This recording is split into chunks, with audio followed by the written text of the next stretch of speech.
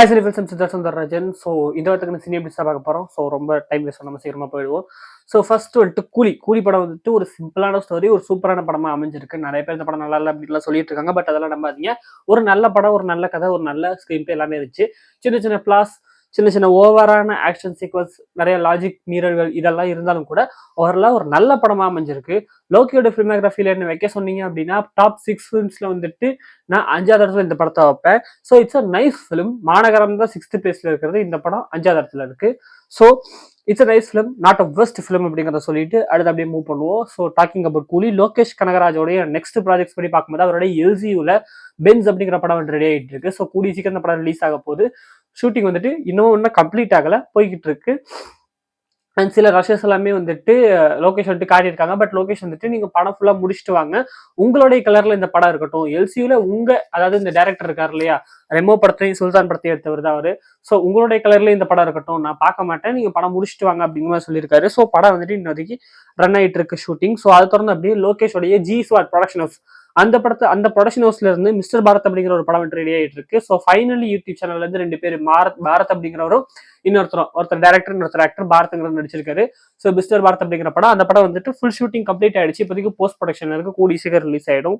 அதை தொடர்ந்து லோகேஷ் வந்துட்டு ஒரு ஆக்டிங் சைட்ல வந்துட்டு அருண் மத்தேஸ்வரன் கூட ஒரு படம் பண்ண போறாரு. அருண் மத்தேஸ்வரன் வந்துட்டு ராக்கி அண்ட் கேப்டன் மில்லன் படத்தோட டேரக்டர்.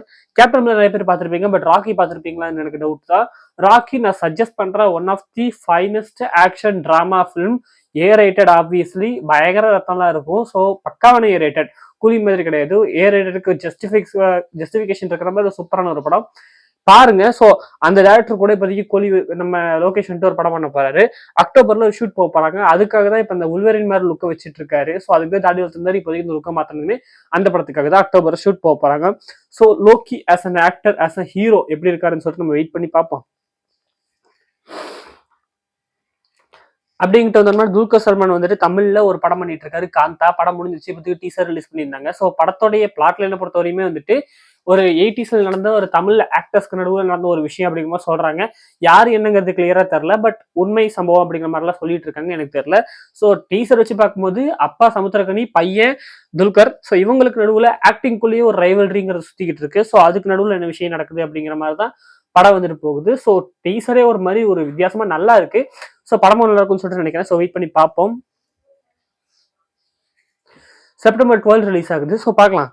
அது தொடர்ந்து வந்துட்டு நஸ்லின், நம்ம பிரேமுல படத்துல நடிச்சவர். ஸோ அவர் வந்துட்டு நம்ம கல்யாணி பிரதேசன் மாநாடு படத்துல ஹீரோயினா பார்த்திருப்பீங்க. ஸோ கல்யாணி பிரதேசன் லீடா ஒரு படம் பண்றாங்க. அது தொடர்ந்து கல்யாணி பிரியதர்ஷன் லீடா ஒரு படம் பண்றாங்க. ஸோ அந்த படத்துக்கு பேர் லோகா சாப்டர் 1 அப்படின்னு சொல்லிட்டு சந்திரா நினைக்கிறேன் வச்சிருக்காங்க. ஸோ அது வந்துட்டு பார்ட் 1 ரிலீஸ் ஆகுது. ஸோ அந்த படத்துல நஸ்லின் வந்துட்டு கல்யாணி பிரியதர்ஷனுக்கு ஒரு சப்போர்ட்டிங் கேரக்டர் பண்றாரு. ஸோ இது வந்துட்டு ஒரு வேம்பயர் ஃபிலிம் அப்படிங்கிற மாதிரி சொல்றாங்க. சாண்டி கூட அந்த படத்துல நடிச்சிருக்காரு. அவர் தான் வேம்பயரா என்னங்கிறலாம் தெரியல, பட் டீசர்ல வந்துட்டு ஒரு போலீஸ் கேரக்டர் மாதிரி காமிச்சிருந்தாங்க, என்னங்கிறது தெரியல. வேம்பயர் பிளஸ் சூப்பர் ஹீரோ அப்படிங்கிற மாதிரி சொல்றாங்க. ஸோ வெயிட் பண்ணி பார்ப்போம். நமக்கு என்னமே இன்னும் கரெக்டான ஒரு சோர்ஸ் அப்படிங்கிறது தெரியல. ஏன்னா அங்கங்க அரசல் பசரா வர நியூஸ் தான் இது.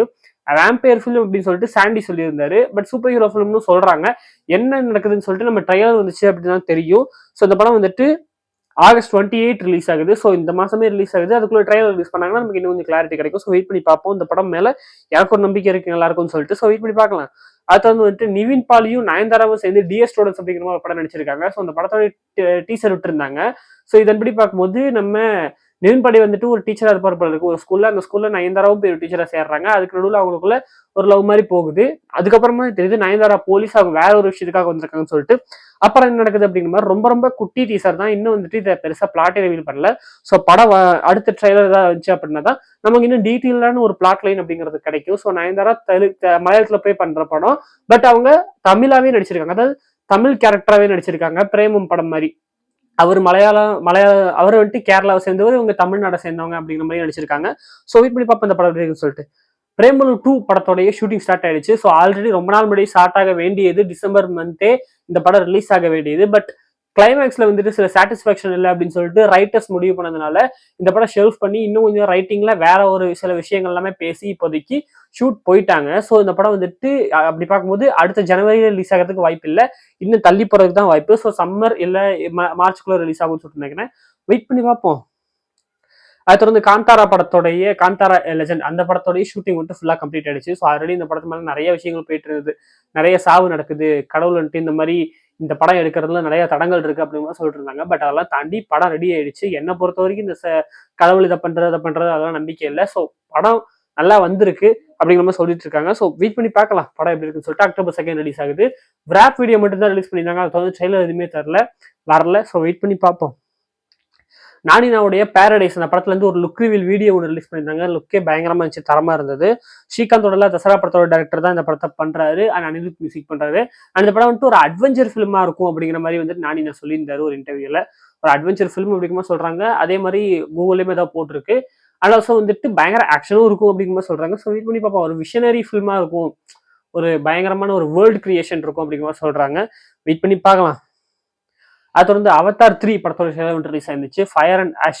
ஸோ பிளாட் லைனா பாத்தீங்க அப்படின்னா இதுவரையும் அவதார்ல வந்துட்டு நீங்க 2 விதமான மக்களை பார்த்திருப்பீங்க. ஒருத்தவங்க கடல் சைட்ல வாழ்றவங்க, இன்னொருத்தவங்க காட்டு சைட்ல வாழ்றவங்க. மூணாவதா வந்துட்டு இந்த படத்துல அதாவது காடெல்லாம் அழிஞ்சு போய் ஒரு பாலைவனம் மாதிரி இருக்கிற இடத்துல வாழ்றவங்களா காமிச்சிருக்காங்க ஒரு குரூப்பை.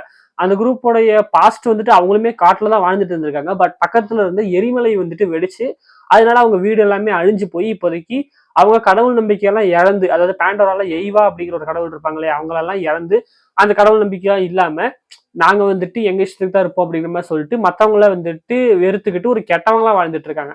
இதே படத்துல இன்னொரு குரூப்பையும் இன்ட்ரடியூஸ் பண்ணியிருக்காங்க. வானத்துல வந்துட்டு ஒரு கப்பல் மாதிரி ஏதோ ரெடி பண்ணிட்டு பறக்கிற மாதிரி ஒரு நாடோடிகள்னு சொல்லிட்டு அவங்க பறக்கிறது தான் இது, அதுதான் அவங்களோட வீடு அப்படிங்கிற மாதிரி காமிச்சு இன்னொரு குரூப்பையும் இன்ட்ரடியூஸ் பண்ணிருக்காங்க. 2 குரூப் இன்ட்ரடியூஸ் ஆகுது. அண்ட் நம்ம ஜெனரல் குவாலிஸ் வந்துட்டு அந்த ஃபயர் அண்ட் டேஷ் அந்த டீமோடைய போய் சேர்ந்துட்டு அங்க இருந்து நம்ம ஜேக்க வந்துட்டு அடிக்கிறதுக்கு வருவார் போல் இருக்கு. ஸோ அதுதான் பிளாட் லைனா இருக்க போது சொல்லிட்டு நினைக்கிறேன். ஸோ விஷுவல்ஸ்லாம் ரொம்ப பயங்கரமா இருந்துச்சு. டிசம்பர் ரிலீஸ் ஆகுது. படம் எப்படி இருக்குன்னு சொல்லிட்டு நம்ம வெயிட் பண்ணி பார்ப்போம். அது வந்து ஜூட்டோபியா 2 படத்தோட ட்ரெய்லர் ரிலீஸ் ஆயிருந்துச்சு. ஜூட்டோபியா எனக்கு ரொம்பவே பிடிச்ச படம், செம படம். ஸோ அந்த படத்துல வந்துட்டு நீங்க பாத்தீங்கன்னா எல்லா மிருகங்களுமே பேசுற மாதிரி காமிச்சிருப்பாங்க. பட் எங்கேயுமே பாம்பெல்லாம் காமிச்சிருக்க மாட்டாங்க. ஸோ இந்த படத்துல பிளாட்லனே அதுதான். பாம்பு மட்டும் ஏன் ஜூட்டோபியால இல்ல அப்படின்னு ஒரு கேள்வி இருக்குல்ல. ஸோ அதுக்கான ஒரு விடை தான். பாம்பை பார்த்தா மற்ற மிருகங்கள் எல்லாமே பயப்படுறதுனால பாம்பு வந்துட்டு தனியா காட்டுக்குள்ள வாழ்ந்துகிட்டு இருக்கு. ஸோ அப்படி இருக்கும்போது ஒரு பாம்பு மட்டும் யாரையோ தேடிக்கிட்டு, அதோட குட்டி பாம்பா யாரையோ தேடிக்கிட்டு ஜூட்டோபியாக்குள்ள வருது. அது வந்தவொடனே அந்த கலவரம் அதை எப்படி சமாளிச்சாங்க அப்படிங்கிறத மீதி கதை. அண்ட் இந்த ட்ரெய்லர்ல பாத்தீங்கன்னா நிறைய அந்த பார்ட் 1ல வந்து ஃபேன் ஃபேவரட் கேரக்டர்ஸ் எல்லாமே ரிட்டர்ன் ஆயிட்டாங்க. அந்த டானா இருக்கிற எலி, அதுக்கப்புறம் அந்த ஸ்லோவா பேசுற ஆடு, இது எல்லா கேரக்டர்ஸுமே ரிட்டர்ன் ஆயிருக்காங்க. இவ்வளவு கேரக்டர்ஸ் எல்லாம் ரிட்டர்ன் இருக்கும்போது கதை பெருசா இருக்குமா அப்படின்னு கேட்டா எனக்கு தெரியல. பட் நல்லா இருக்கும்னு சொல்லிட்டு நினைக்கிறேன். ஸோ வெயிட் பண்ணி பார்ப்போம். அதை தொடர்ந்து கோட் படத்தோட ட்ரெய்லர். ஸோ நம்ம அதை தொடர்ந்து கோட் படத்தோட ட்ரெய்லர். கோட் அப்படிங்கிற இந்த படம் வந்துட்டு ஆப்வியஸா ஜூட்டோபியா மாதிரியே ஒரு படம் தான். இதுலயுமே மிருகங்கள் மட்டுமே பேசிட்டு மிருகங்கள் எவ்வளவு வாய்ந்தா எப்படி இருக்கும் அப்படிங்கிற ஒரு கான்செப்ட். ஸோ அப்படி இருக்கும்போது ஒரு ஃபுட்பால் மேட்ச்ல வந்துட்டு ஃபுட்பால் நல்லா தெரிஞ்ச ஒரு ஆடு, பட் அதோட ஹைட் காரணத்தினால அதால ஃபுட்பால்ல வந்துட்டு பயங்கர சூப்பரா விளையாட முடியல அப்படிங்கிற ஒரு பிரச்சனை இருக்கக்கூடிய ஒரு ஆடு, இன்செக்யூரான ஆடு. அது வந்துட்டு எப்படி பயங்கரமா அந்த ஃபுட்பால்ல வந்துட்டு ஜெயிக்குது அப்படிங்கிற மாதிரி ஒரு கதை. ஸ்பைடர்மேன் அக்கஸ் ஸ்பைடர்வர்ஸோட கிரியேட்டர்ஸ் தான் இந்த படம் பண்ணியிருக்காங்க. ஸோ அந்த லுக்கே ரொம்ப பயங்கரமா இருந்துச்சு. ஸோ இந்த படமும் ஒரு சூப்பரான படமா இருக்கும்னு சொல்லிட்டு நினைக்கிறேன். ஸோ வெயிட் பண்ணி பார்ப்போம். அது வந்து பாகுபலி தி எபிக் 2 பாகுபலி படத்தையும் ஒன்னா சேர்த்து சில சீன்ஸ் எல்லாத்தையுமே தூக்கி ஒரு 3 மணி நேரம் 3.5 மணி நேரமா சுருக்கி இந்த படத்தை ஐமேக்ஸா ரிலீஸ் பண்ண போறதா வந்துட்டு சொல்லியிருந்தாங்க. அந்த படத்துக்கான ரிலீஸ் டேட் அனௌன்ஸ் ஆயிருக்கு. 31 அக்டோபர் வந்துட்டு இந்த படம் வந்துட்டு ரிலீஸ் ஆக போகுது. ஸோ பாப்போம் பாகுபலியில இவங்க இதெல்லாம் தூக்குறாங்க, இதெல்லாம் வைக்கிறாங்க, ஏதாவது புதுசா ஆட் பண்றாங்களா என்ன ஏதுன்னு பார்க்கலாம். ஸோ மொத்தமா ஒரு சூப்பரான ஒரு படமா வரும்னு சொல்லிட்டு நினைக்கிறேன். ஸோ வெயிட் பண்ணி பார்ப்போம். அது வந்துட்டு துல்கர் சல்மானுடைய DQ41 அந்த படம் வந்துட்டு ஆக்சுவலா தெலுங்கு படம். ஸோ தெலுங்குல வந்துட்டு பண்றாரு. ஸோ ஒரு டெபியூ டைரக்டர். இந்த படத்தோடய வந்துட்டு நானினாவும் ஸ்ரீகாந்தோட நம்ம தசரா டைரக்டர் அவங்களிடமே கிளாப் பண்ணி, அதாவது கிளாப் அந்த இது பண்ணுவாங்கல்ல ஆக்ஷன், அந்த கிளாப்பை பண்ணி ஸ்டார்ட் பண்ணி விட்டுருக்காங்க ஷூட்டிங்க. ஸோ அவங்களுடைய சப்போர்ட் மூலியமா இப்போதைக்கு பூஜை முடிஞ்சு ஷூட்டிங் வந்துட்டு போக போறாங்க. ஸோ இந்த படம் என்ன மாதிரி இருக்க போகுது அப்படிங்கிறது தெரியல. பட் திரும்ப ஒரு தெலுங்குல ஒரு படம் வந்துட்டு DQ பண்றாரு. ஸோ வெயிட் பண்ணி பார்ப்போம் என்ன மாதிரி இருக்குன்னு சொல்லிட்டு. இந்த செப்டம்பர் 5க்கு வந்துட்டு நிறைய படங்கள் ரிலீஸ். செப்டம்பர் 5ஆம் தேதி பாத்தீங்கன்னா ஆக்சுவலா 3 படம் இருந்தது லிஸ்ட்ல. நம்ம ஆப்வியஸா நம்ம எஸ்கேனாவோட மதராசி அண்ட் பேட் கேர்ள், அதோட சக்தி திருமகன் சொல்லிட்டு விஜய் ஆண்டனி சாரோட படம் இருந்துச்சு. ஸோ இப்போதைக்கு விஜய் ஆண்டனி சாரோட சக்தி திருமகன் படம் வந்துட்டு 2 வாரம் தள்ளி போய் செப்டம்பர் 19க்கு மாத்திட்டாங்க. அந்த படத்தோட டைரக்டர் வந்துட்டு அருவி வாழ்னு சொல்லிட்டு 2 சூப்பரான படம் எடுத்தவர். ஸோ அருண் பிரபு அவர் எனக்கு ரொம்ப பிடிக்கும். ஸோ அப்படி இருக்கும்போது அவர் இந்த மாதிரி ஒரு படம் பண்றாரு, ஆக்ஷன் ஜோன்ல ஒரு பயங்கர இதா ஒன்று பண்றாரு அப்படின்னு சொல்லிட்டு நினைக்கும் போது உண்மையிலேயே பயங்கரமா இருக்க போகுது அப்படின்னு சொல்லிட்டு நினைக்கிறேன். போன 2 படங்களுமே நிறைய பிலாசபிக்கல் ஸ்டேக்ஸ் வந்துட்டு இது பண்ணியிருக்கும். வாழ்க்கைனா என்ன, என்ன ஏது, எதுக்கு இப்படி வாழ்றோம், என்ன நிறைய விஷயங்களை வந்துட்டு கன்வே பண்ணியிருப்பாரு. ஸோ அப்படி இருக்கும்போது இந்த படத்துல என்ன மாதிரி பண்றாரு அப்படிங்கிறத வெயிட் பண்ணி பார்க்கலாம். நல்லா இருக்கும்னு சொல்லிட்டு நினைக்கிறேன். ஸோ பார்ப்போம். ஸ்பைடர்மேன் பிராண்ட் நியூ டே அந்த படத்தோடைய ஷூட்டிங் வந்துட்டு இப்போதைக்கு அவுட்டோர்ல நடந்துச்சு இல்லையா? ஸோ ஏகப்பட்ட லைவ் லொகேஷன்ஸ்ல போய் எடுத்திருந்தாங்க. ஸோ ஏகப்பட்ட போட்டோஸ் எல்லாமே வந்துட்டு பயங்கர இன்டர்நெட்டே வந்துட்டு ஸ்பைடர்மேனோடய நிறைஞ்சிருந்தது. மேன் அப்படி இப்படின்னு சொல்லிட்டு நிறைய இது பண்ணிட்டு இருந்தாங்க. ஸோ ரொம்ப பெருசா ஒரு இது சோனி வந்துட்டு பயங்கர ப்ரொமோஷனா பண்ணிட்டேன். இதை வச்சு அதே ஒரு வீடியோவா ஒரு பிடிஎஸ் மாதிரி எடுத்து அதே ஒரு டீசரா விட்டு ரொம்ப பயங்கரமா பண்ணிட்டான். ஸோ சூப்பரா இருந்துச்சு. ஸோ படம் வந்துட்டு படத்தோட பிளாட் லைனா ஒரு விஷயம் வந்துட்டு இருக்கு. ஸோ இந்த படத்துல வந்துட்டு பனிஷர் இருக்க போறாரு. டேர்டெவில்ல பனிஷரை வந்துட்டு இன்ட்ரோடியூஸ் பண்ணிட்டாங்க. அது வந்து பனிஷர் வந்துட்டு ஸ்பைடர்மேன் கூட வந்துட்டு சேர போறாரு. அது இந்த படத்துல நடக்க போகுது அப்படிங்கிற மாதிரி சொல்றாங்க. நமக்கு தெரியல, வெயிட் பண்ணி பார்க்கலாம். அண்ட் ஆல்சோ வந்துட்டு ஸ்ட்ரேஞ்சர் திங்ஸ்ல நீங்க பார்த்தா சேடி சிங்க் மேக்ஸ் கேரக்டர் நடிச்சிருப்பாங்க இல்லையா? அவங்க இந்த படத்துல இருக்காங்க. அவங்க வந்துட்டு ஒரு இம்பார்ட்டன்டான ரோல் ப்ளே பண்றாங்க அப்படிங்கிற மாதிரி சொல்றாங்க. என்ன ரோல் அப்படிங்கிறது தெரியல. நிறைய பேர் வந்துட்டு அவங்க தான் வந்துட்டு நம்ம மேடே பார்க்கர் அப்படின்னு சொல்லிட்டு சொல்றாங்க. மேடே பார்க்கர் அப்படின்னா பீட்டர் பார்க்கருடைய பொண்ணு. அதாவது என்ன சொல்றாங்கன்னா மல்டிவர்ஸ்ல வந்துட்டு டோபி மெக்யூர் ஆர் வேற ஏதோ ஒரு ஸ்பைடர்மேனோடைய பீட்டர் பார்க்கர் அப்படிங்கிற அந்த கேரக்டரோடைய பொண்ணு தான் மேடே பார்க்கர். அவங்க வந்துட்டு இந்த மல்டிவர்ஸ்ல நம்ம டாம் ஹாலண்ட் ஸ்பைடர்மேன் கிட்ட வருவாங்க அப்படிங்கிற மாதிரி சொல்றாங்க. இன்னும் சில பேர் அவங்க வந்துட்டு இல்ல அவங்க மேரி ஜேன் அப்படிங்கிற மாதிரி சொல்றாங்க. ஸோ எம்ஜே அப்படிங்கிற அந்த பேர்ல மார்ஷல் ஜான்சன் அப்படின்னு சொல்லிட்டு நினைக்கிறேன். அவங்க தான் நீங்க கடைசி படத்துல பார்த்தா எம்ஜே. பட் ஆக்சுவலா மேரி ஜேன் அப்படிங்கிற எம்ஜே தான் இவங்க அப்படிங்கிற மாதிரி சொல்றாங்க. சில பேர் இல்ல குவென் ஸ்டேசி அப்படின்னு சொல்றாங்க. சாதாரண குவென் ஸ்டேசி இல்ல இவங்க ஸ்பைடர் குவென்னு சொல்றாங்க. நிறைய ரூமர்ஸ்ங்கிறது போயிட்டு இருக்கு. நமக்கு படம் வந்துச்சு அப்படின்னா தெரியும். மேபி ஏதாவது லுக் டீச்சர்னு சொல்லிட்டு வந்தாலே அந்த ஹேர் கலரை வச்சே கண்டுபிடிச்சிடலாம். அந்த ஹேர் கலரை வச்சு இவங்க குவென் ஸ்டேசியா இல்ல எம்ஜேவா என்ன ஏதுங்கிறத பார்க்கலாம். ஸோ வெயிட் பண்ணி பார்ப்போம் அந்த படம் எப்படி இருக்குன்னு சொல்லிட்டு. பட் ரொம்ப நாள் ஆகும் வர்றதுக்கு. அண்ட் ஆல்சோ இந்த படம் வந்து டேரக்டா டூம்ஸ்டே கூட கனெக்ட் ஆக போகுது. பார்க்கலாம் எப்படி இருக்குன்னு சொல்லிட்டு. அது கடைசியா வந்துட்டு ராமாயணம் படத்தை வந்துட்டு எடுக்க போறாங்க இல்லையா? ஸோ அந்த படத்தை வந்து என்னுடைய ஒப்பீனியன் மட்டும் சொல்லிடுறேன். ஸோ ரொம்ப நாள் முன்னாடியே வந்துட்டு அந்த டீசர் வந்துச்சு. நான் அதெல்லாம் பார்த்துருந்தேன். எனக்கும் சில ஒப்பீனியன்ஸ் இருந்தது. என்னன்னா இப்படி ஒன்று எடுக்கிறோம் அப்படின்னு சொல்லிட்டு முடிவு பண்ணியாச்சு. பட் ராமாயணத்தை ஏன் தொட்டாங்கன்னு சொல்லிட்டு தெரியல. சரி ஏதோ தொட்டுட்டாங்க. பட் என்னன்னா ராமாயணத்துல சில விஷயங்கள் வந்துட்டு சமுதாயத்துல ஒரு தப்பான ஒரு எக்ஸாம்பிள கொடுக்கக்கூடியதா இருக்கு. நான் வந்துட்டு இதை என்னன்னா இந்த இதுவே தப்பு அப்படின்லாம் சொல்லலை. பட் அந்த கதையில சில விஷயங்கள்ங்கிறது அந்த மாதிரி இருக்கு. ஸோ அதை ஒரு படமா பண்ணணும் அப்படிங்கும்போது அதுக்கு வந்துட்டு நிறைய விஷயத்த தூக்கி ஆகணும், நிறைய விஷயத்த மாத்தி ஆகணும். இவங்க எதிர்ந்து எது வரையும் படமா பண்ண போறாங்கன்னு சொல்லிட்டு தெரியல. ஏன்னா 2 பார்ட்டா பண்றாங்க. வெறும் இன்ட்ரோடக்ஷன் வனவாசத்தோட முடிக்கிறாங்களா இல்ல அதுக்கப்புறம் என்ன நடக்குதுங்கிறத காட்டுறாங்களா எனக்கு சொல்லிட்டு தெரியல. அதெல்லாம் என்னன்னே தெரியல. ஸோ அதுல நிறைய நிறைய கான்ட்ரவர்சிஸ் வரத்தான் போகுது. என்ன நடக்குதுன்னு சொல்லிட்டு வெயிட் பண்ணி பார்ப்போம். Also talking about Ranbir Kapoor வந்துட்டு இந்த கேரக்டர் இருக்கா அப்படின்னு சொல்லிட்டு நிறைய பேர் சொல்லிட்டு இருந்தாங்க. ஆக்சுவலா உங்களுக்கு எல்லாம் அவரை பத்தி தெரியாது. அவர் எவ்வளவு கஷ்டப்பட்டிருக்காரு. அவர் சரி எல்லா ஆக்டர்ஸுமே கஷ்டப்பட்டவங்க தான். அவரோட ஆக்டிங் பொட்டன்ஷியல் அப்படிங்கிறது என்னன்னு தெரியணும் அப்படின்னு சொல்லிட்டு சொன்னீங்க அப்படின்னு நினைச்சீங்கன்னா நான் 2-3 படங்கள் சொல்றேன். சஞ்சு, அதுக்கப்புறம் ராக் ஸ்டார். இந்த 2 படம் தான் நான் பார்த்தது. அப்புறம் அது அது கூட வேண்டாமே. சஞ்சுவும் ராக் ஸ்டாரும் பாருங்க. அவர் எப்படிப்பட்ட ஆக்டர் அப்படிங்கிறத உங்களுக்கு தெரியும். நான் சஜஸ்ட் பண்றேன். இந்த 2 படத்தையும் பாருங்க. ஒரு பயங்கரமான ஆக்டர்.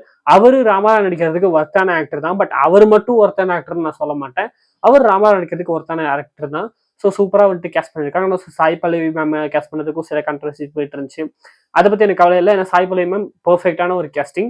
அவங்களுமே கரெக்டாக தான் இருப்பாங்க. யஷும் வந்துட்டு வில்லன் நடிக்காரு. பட் என்னன்னா மொத்தமாவே இந்த படத்துல இந்த டீசர் ஒன்று விட்டுருந்தாங்கல்ல, அது மொத்தமா எப்படி இருந்துச்சுன்னா ஒரு கிரீன் ஸ்கிரீன்குள்ள வச்சு ரொம்ப பாலிஷா எடுத்த மாதிரி இருந்துச்சு. எங்கேயுமே ஒரு ரியலிசமே ஃபீல் ஆகல. ஒரு எப்படின்னா இப்ப கல்கியில பாத்தீங்கன்னா ஒரு ரியலிசம் இருக்கும். அந்த பிளாஷ்பேக் சீக்வன்ஸ் அந்த தேவரகன் நடிச்சிருக்கிற அர்ஜுனன் கேரக்டர், பிரபாஸ் நடிச்சிருக்கிற அந்த கர்ணன் கேரக்டர், அது எல்லாமே ஒரு ரியலிசம் கொடுக்கும். அந்த வார் சீக்வன்ஸை ஒரு ரியலா காமிச்சிருப்பாங்க. ரொம்ப பயங்கரமா அந்த இதுங்கிறது இருக்கும். அந்த ரியலிசம் அப்படிங்கிறது இது இல்லை.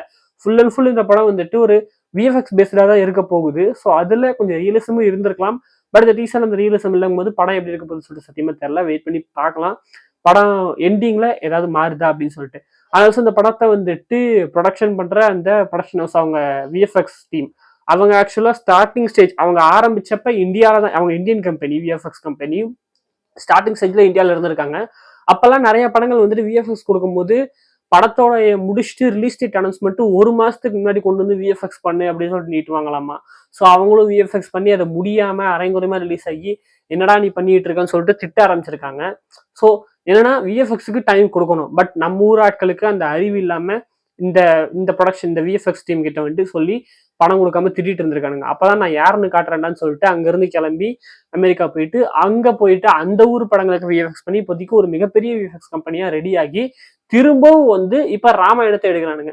ஸோ இந்த ராமாயண கதையை விட்டுருங்க, இந்த ப்ரொடக்ஷன்ஸோட கதையை பார்த்தீங்கன்னா எவ்வளவு மோட்டிவேஷனா இருக்கு பாத்தீங்களா? ஒரு இடத்துல உங்களை அவமானப்படுத்தினாங்க அப்படின்னா நீங்க வெளியே போய் பெரிய ஆயிட்டு திரும்பியும் வந்து அங்க நின்று நான் யாருன்னு காட்டுறேன்டான்னு சொல்லிட்டு வரணும். அப்படி ஒரு மோட்டிவேஷன் ஸ்டோரியை கொடுத்துருக்காங்க இந்த ப்ரொடக்ஷன் ஹவுஸே. ஸோ இந்த படம் நல்லா இருக்கும்னு சொல்லிட்டு நினைக்கிறேன். ஸோ வெயிட் பண்ணி பார்ப்போம். ஸோ இதற்கான எல்லா அப்டேட்ஸுமே முடியுது. வேற ஏதாவது ஒரு அப்டேட்ஸா மிஸ் பண்ணியிருந்தாலும் தப்பா சொல்லியிருந்தாலும் அதை மறக்காம கீழே கமெண்ட் பண்ணுங்க. ஸோ உங்களை வந்துட்டு இன்னொரு வீடியோல வந்து பார்க்குறேன். அது வரைக்கும் bye from Siddharth Soundararajan. Good vibes சொல்லி போயிட்டு வாங்க. டாட்டா.